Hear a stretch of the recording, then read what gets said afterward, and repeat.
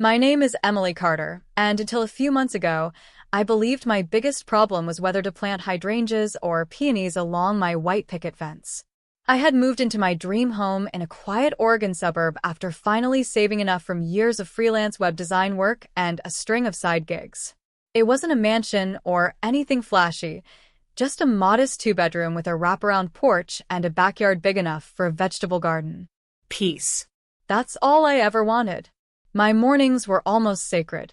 I'd wake up around 6:30, brew a strong cup of dark roast, and sit outside on the back deck, barefoot, watching the mist rise over the cedar trees. I liked quiet.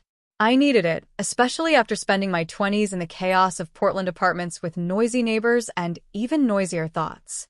This new chapter in Cedar Hill felt like a breath of clean air. My neighbors mostly kept to themselves. The Johnsons on my right were an older couple who smiled politely, but never lingered. On my left lived Mr. Henry Whitaker, mid-60s, retired contractor, sharp eyes. He had a neatly trimmed lawn, drove a silver pickup, and walked his overweight beagle twice a day at precisely 8 and 6. We'd spoken only a few times, small talk about trash pickup schedules or weather. His voice was low and gravelly, like he didn't want to waste more words than necessary. I didn't mind. I wasn't looking for community barbecues.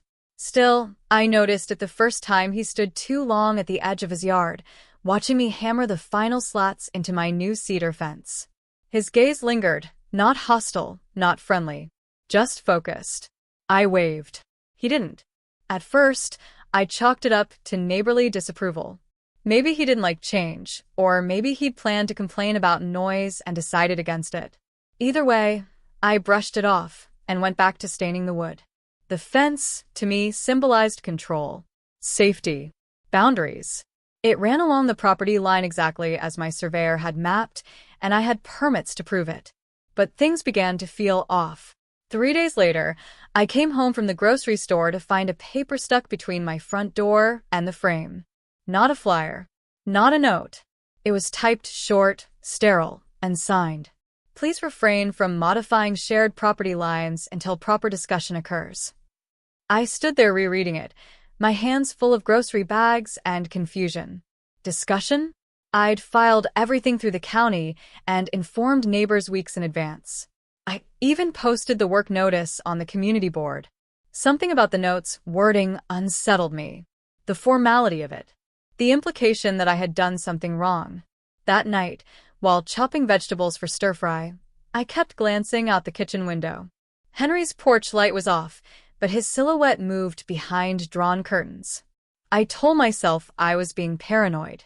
Then came the garbage incident. Every Tuesday morning, I dragged my bins out to the edge of my driveway by 7 a.m. This time, though, I woke to find them rolled back up near my garage, lid cracked, contents partly spilled. A silent gesture, maybe. Or a message. I had no proof it was him, but my gut tightened. Something had shifted. By the end of that week, I started keeping a small journal, logging anything odd. February 3rd. Found my gate slightly ajar. I always lock it. February 6th. Noticed Mr. Whitaker taking pictures of my fence with his phone. He didn't see me watching. February 9th. Anonymous call to city code enforcement.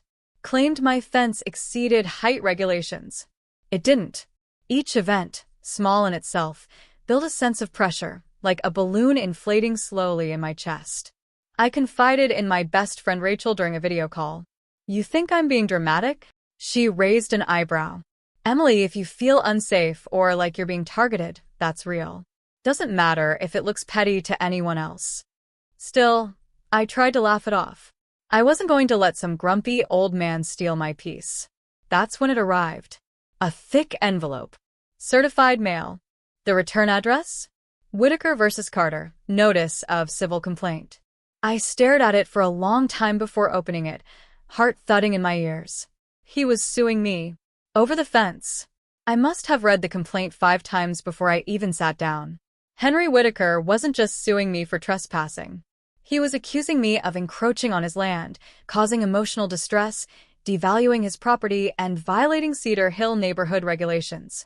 He even attached aerial photos, zoomed-in shots of my fence, circled in red ink like I was the subject of some bizarre true crime documentary.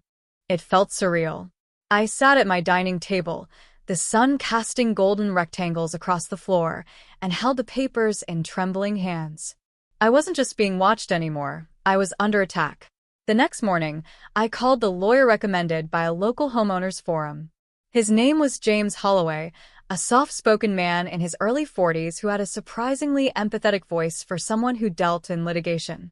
"Emily," he said after skimming through the scanned documents I sent him, "this isn't just about the fence. He's using it as a wedge." "A wedge for what?" I asked, already exhausted. "Let's find out."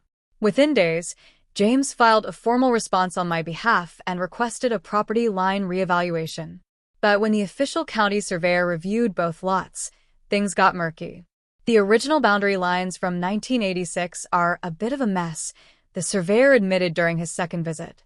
There's a 1.5-foot discrepancy that could technically go either way, depending on which revision you honor. "So I might actually be over the line?" I asked, feeling a pit open in my stomach. "Maybe, but not necessarily." And that was the problem. The documents weren't clear-cut. Whitaker had latched onto this gray area and used it as ammunition. His case wasn't strong, but it wasn't weak enough to be thrown out either. It would go to court. Meanwhile, my life began unraveling in small, bitter threads. I started noticing cars slowing down in front of my house, people from the neighborhood, curious or judgmental, or both.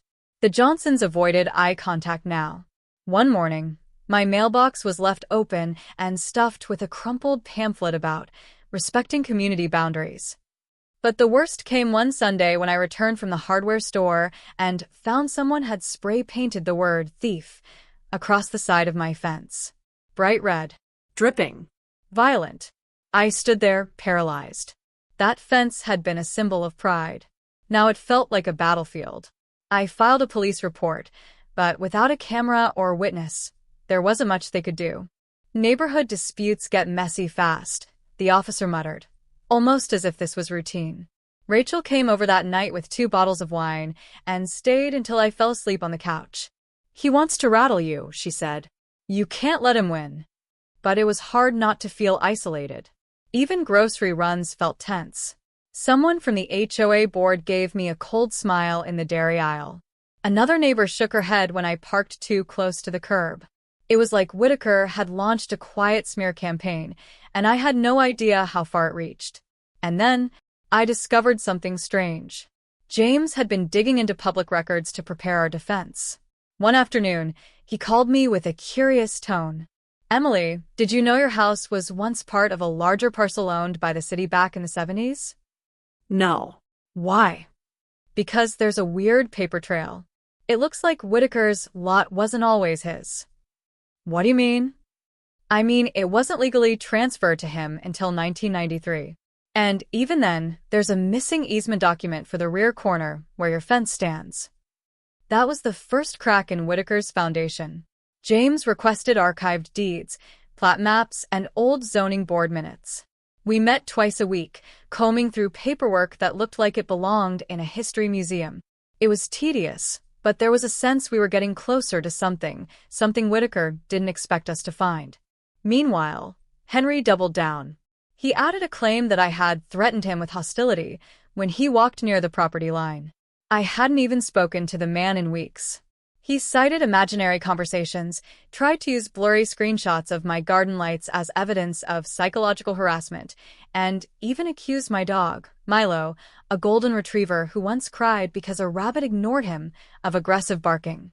It was ridiculous. And it was working. The pressure was eating into me.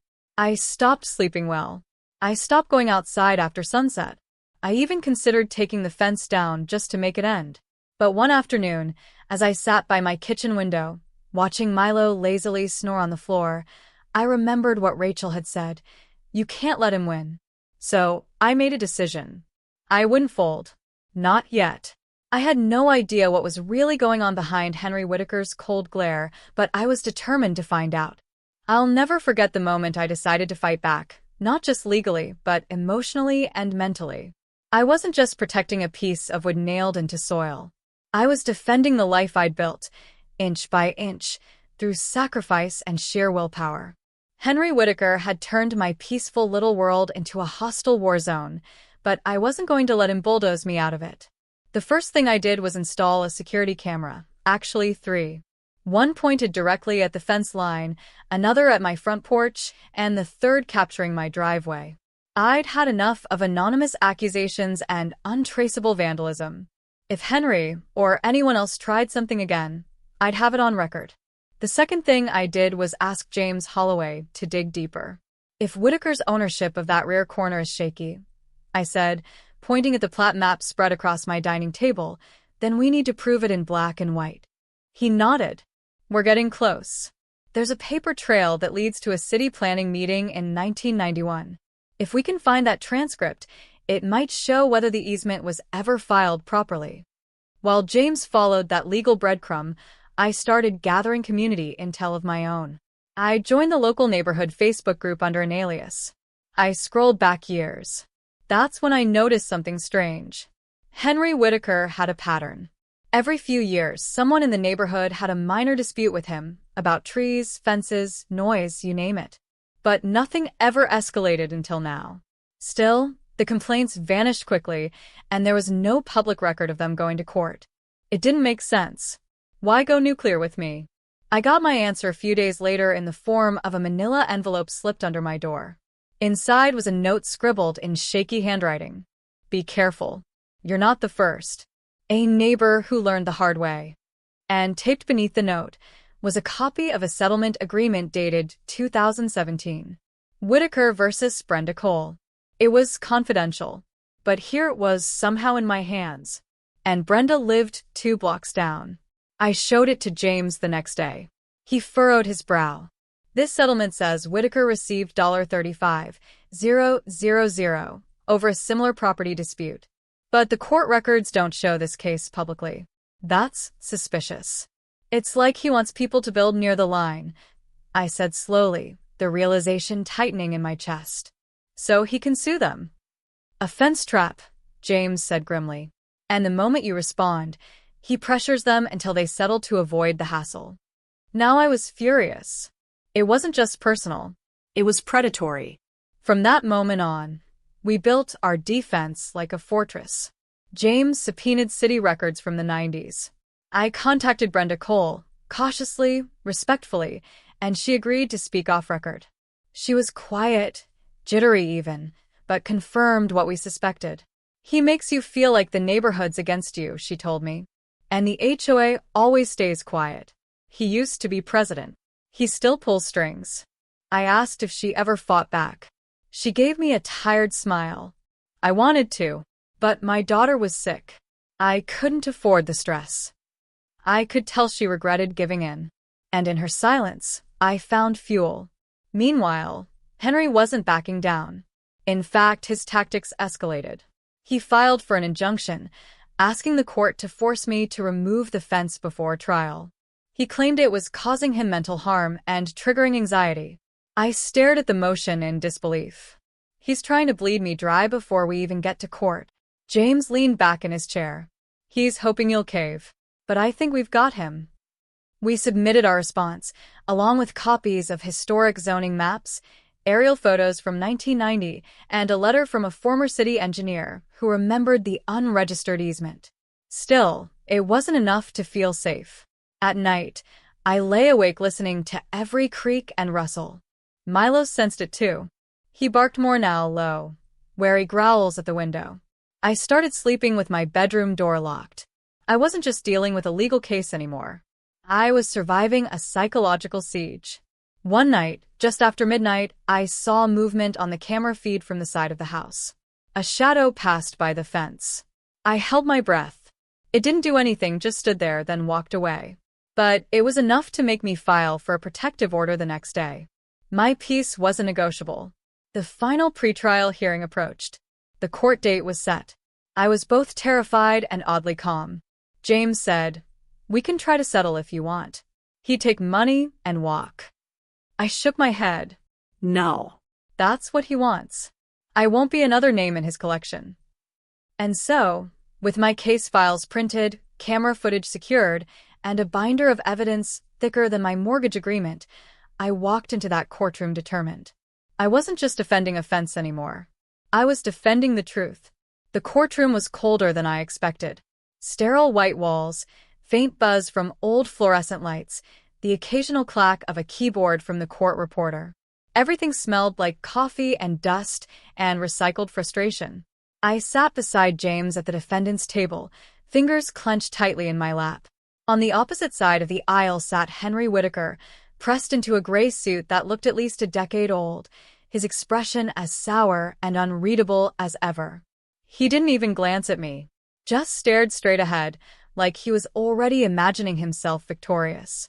Whitaker versus Carter, the bailiff announced. Property dispute, fence encroachment, and personal damages. Judge Leonard presiding.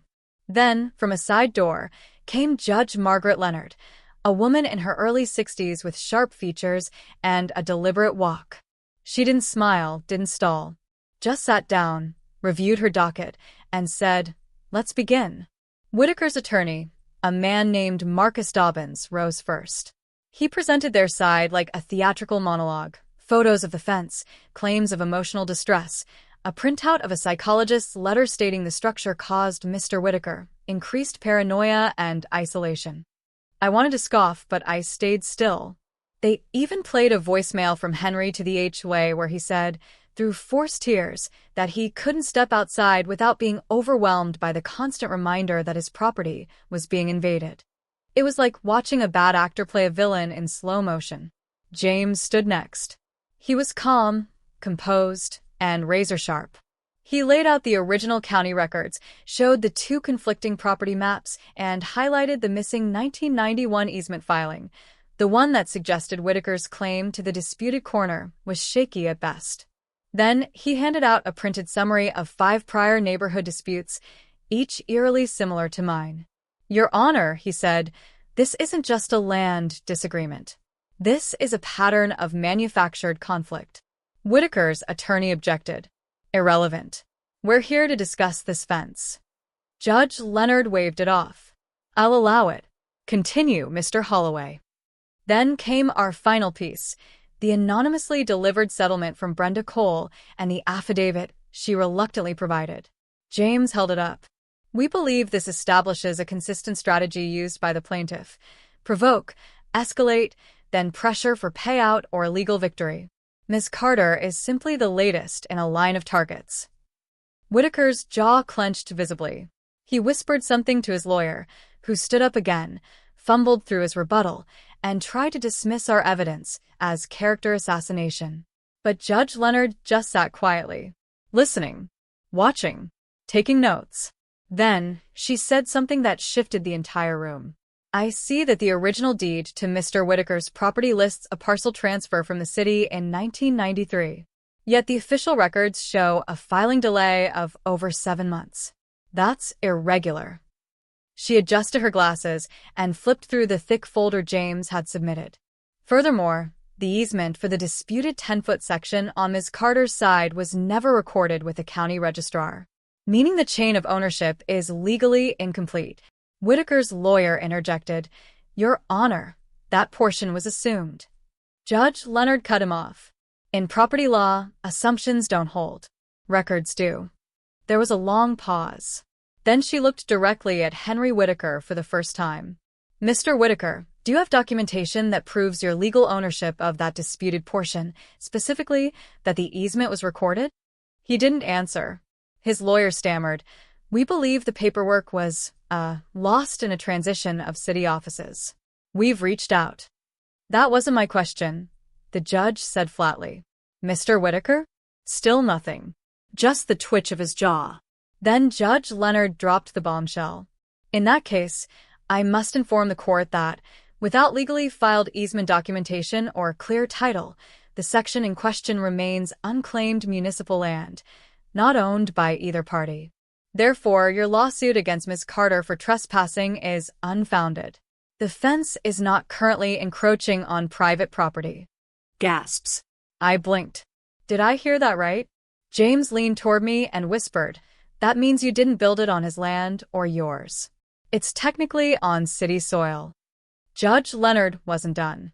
Furthermore, she continued, this court finds substantial evidence of a pattern of strategic legal intimidation on the part of the plaintiff.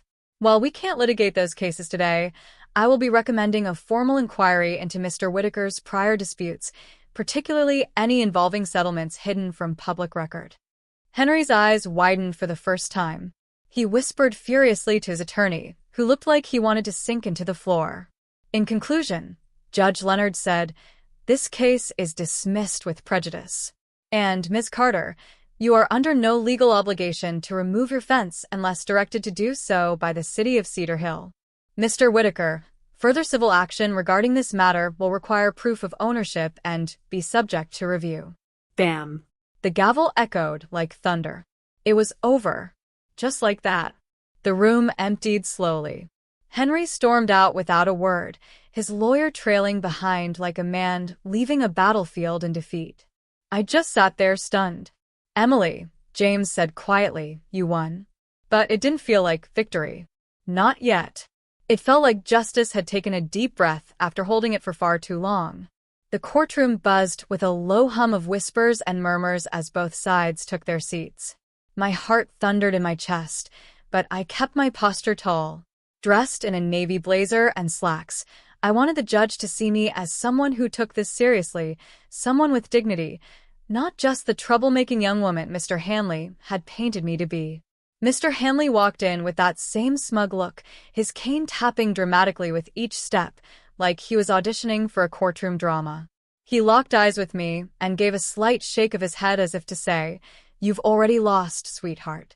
The bailiff called the courtroom to order, and the judge finally walked in, a woman in her 60s with silver curls and a sharp, no-nonsense stare. Her nameplate read, Honorable Judge Caroline Everett. She sat down, looked through the file, and said, we'll begin with opening statements. Mr. Hanley's attorney, a tall, balding man named Brian Crocker, started with a passionate opening about property rights, personal space, and how I had willfully built a fence that encroached on Mr. Hanley's lawn. He made it sound like I'd tried to steal land from under a veteran's boots. I could feel the jury looking at me sideways. Then it was our turn. My attorney, Sharon Marks, stood calmly and said, we will prove that not only did Ms. Maddie Turner act within her legal rights, but the entire basis of this lawsuit hinges on a mistake, one that will become very clear shortly. The judge narrowed her eyes but said nothing. We spent the rest of the morning hearing dry testimony from Mr. Hanley's surveyor. He spoke about inches and stakes and easements, none of which proved that I had done anything wrong. Then, just after lunch, the judge interrupted the proceedings and said, before we continue, I have something to bring to everyone's attention. There was a beat of silence. She looked over the glasses perched on her nose and said flatly, this property line dispute is built on outdated records that were recently corrected by the County Land Office, and those records change everything. Everyone froze. Even Mr. Hanley's smugness cracked for a moment. The bombshell was about to drop, and none of us were prepared for what came next. Judge Everett tapped her gavel gently, and the room hushed. She turned toward Mr. Hanley's side of the courtroom and said, according to the updated land survey filed with the county recorder's office, just last week, the property lines have officially shifted due to an error made during the last subdivision 22 years ago. My attorney leaned toward me and whispered, here it comes. The judge continued, in fact, based on the new certified plat map, the fence Ms. Turner installed does not cross onto Mr. Hanley's property. Quite the opposite, actually. Mr. Hanley's garage, built in 2007, extends approximately 3.5 feet onto Ms. Turner's lot. The entire room gasped. I sat back in stunned silence. Mr. Hanley's face went pale, his mouth opening and closing like a fish gasping for air. His attorney looked as if someone had just slapped him with a brick. I'm sorry, what? Mr. Hanley stammered, standing halfway up. That can't be right. Judge Everett raised a hand. Sir, please remain seated. The documents are clear, and they've been entered into the record. You sued Ms. Turner for encroachment, but the true encroachment has been coming from your side for nearly 2 decades. The silence that followed was deafening. I couldn't believe it. Not only had I been falsely accused, but the very man who had tried to publicly humiliate me had, unknowingly, been the one breaking the law for years. Judge Everett folded her hands.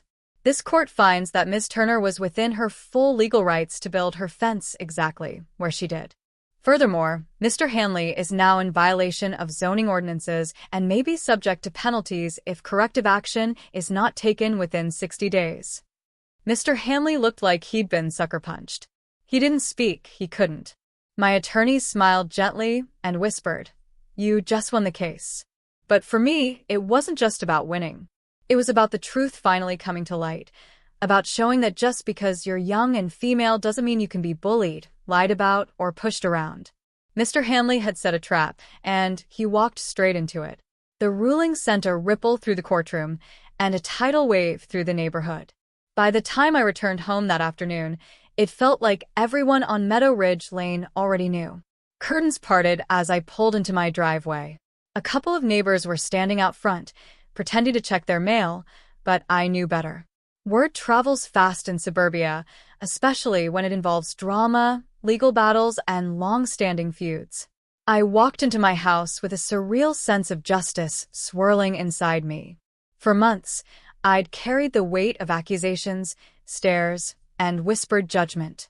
Now that burden was gone, and in its place was a quiet, victorious stillness. The very next morning, I noticed something different. Mr. Hanley wasn't out front like usual. No hedge trimming. No leaf blowing at dawn. His garage door remained shut. The man who used to strut across his yard like a self-appointed mayor of the block was suddenly invisible. Later that week, I received an official letter from the city's zoning department. As it turned out, the court ruling triggered an automatic review of Mr. Hanley's property, and he was now facing several $1,000s in fines unless he removed or modified his garage structure. A full teardown might even be required. Neighbors who'd kept their distance for months suddenly started greeting me again. Mrs. Holloway from 3 doors down brought over cookies. "We always thought you were in the right, sweetie," she said gently, her eyes full of guilt for never speaking up. I smiled, but I didn't forget who stood silent when I was being dragged through the mud. A few days later, while I was watering the front garden, I saw Mr. Hanley through his window. He was sitting alone at the table, staring at a folder. Maybe it was the city's enforcement notice. Maybe it was regret. Either way, I didn't feel pity. I felt peace. Justice hadn't just been served, it had been delivered with clarity, dignity, and finality. And as I watched the sunlight spill across my perfectly legal, beautifully built fence, I realized something deeper. This fight was never really about wood and nails. It was about boundaries, respect, and refusing to let fear decide who gets to take up space. A month passed. The neighborhood, once divided and cold, had slowly thawed. The same neighbors who used to avoid eye contact now waved with hesitant smiles. I didn't rush to forgive, but I also didn't let bitterness make a home in me. Growth isn't loud. Sometimes, it's just quietly choosing peace instead of pettiness. Then one Saturday morning, the real full-circle moment came. I heard a knock on the door. When I opened it, I was stunned to see Mr. Hanley himself, standing there with sunken eyes and a paper in hand. His voice was low. I wanted to give you this personally." It was a formal letter from his lawyer, officially dropping any remaining complaints. But more shocking was what he said next. "I'm moving," he muttered. "The fines, the taxes, the bad blood. It's too much. I thought I was protecting this neighborhood, but I was just controlling it. I owe you an apology, Lily." For a moment, I just looked at him. The same man who made my life miserable for months now stood here stripped of pride, of pretense. A man learning humility the hard way.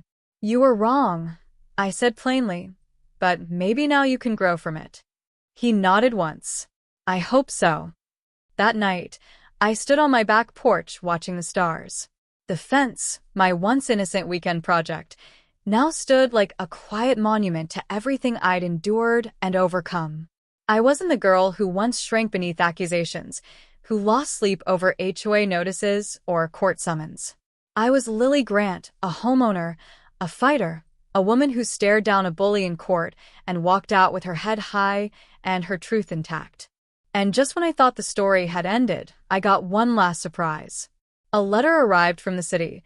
They were recognizing my case as an example of civil resilience.